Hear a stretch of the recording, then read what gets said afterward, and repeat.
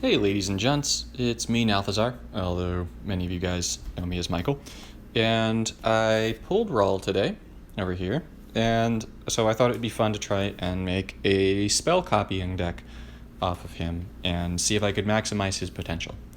And in my first match, I found a way to sort of break the game in Standard in a pretty cool way.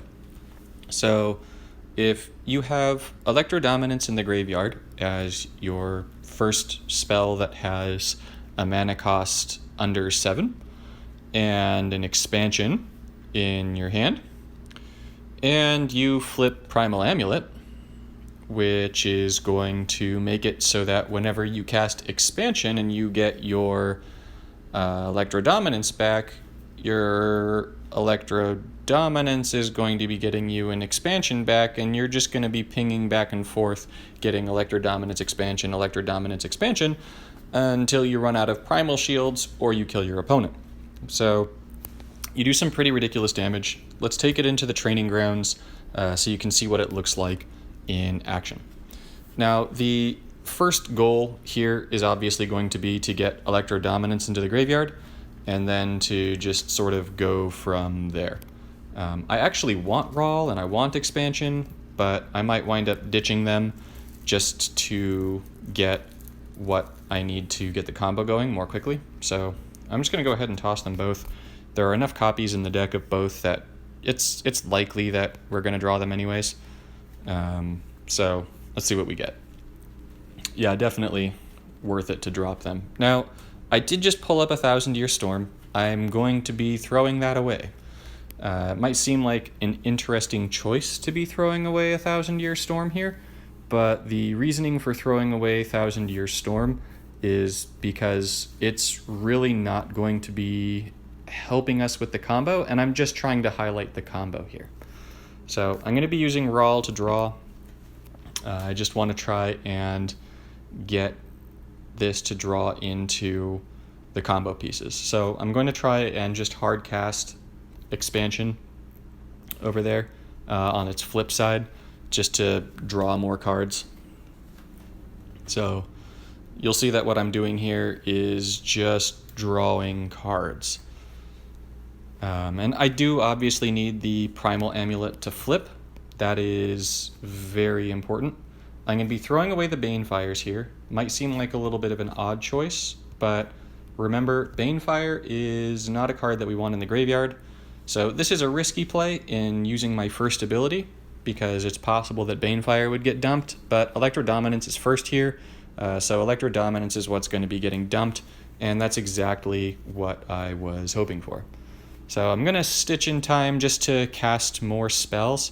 And with casting more spells, I'm going to ultimately be getting a lot of goodness going, because I need the Primal to flip. So here we're going to go ahead, we're going to do that. We're going to have Naru go ahead and stitch us again. Just remember, a lot of spell casting here, just so that we get as many shields as possible on the flip of the amulet. I'm going to cast this other amulet. It's not a big deal. I've already used my first, so I can't use another ability again. And so at this point, I'm satisfied with just letting the swaps run down and get rid of some of Kiora's better matches. So we're going to get rid of those. My wife says hi. And my wife says hi again. And we're going to try and actually draw into Electrodominance along with expansion. So we don't have expansion here, but that's really not a big deal. I'm taking the Blue Sun, in case you were wondering, what did you take? And I'm just going to go ahead and start charging up Electrodominance. So Electrodominance is our friend. I know that I'm hurting a Wellspring stack here, but honestly, I'm okay with that, because we're going to use the Dominance, we're not going to use the Blue Sun, and we're just going to hope that we get an expansion draw here, which is conveniently what we got. So, let's see. We don't have a way of casting expansion this turn. Zakama is going to go ahead and destroy Narumeha, but that's not a big deal. Naru is a non-essential component to this. And now we get to use our expansion combo and do great but terrible things to our opponent. So here it goes.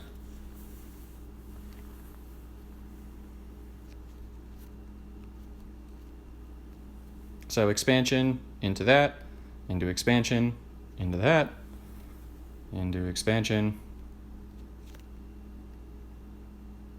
into that, into expansion, into that, and so on and so forth. Now, the more stacks you get onto your amulet, the more times you can do this. Having the Rawl Vanguard is non-essential. It just adds an extra 2 damage for each one of these copies. And since you're making 2 copies, you're going to see that it pings twice. So it just makes it so you can kill your opponent more quickly. And that's the deck. I hope you enjoyed it. I hope you give it a shot if you have the cards. It's pretty fun. I've already managed to one-shot a Karn and a Sarkhan with this.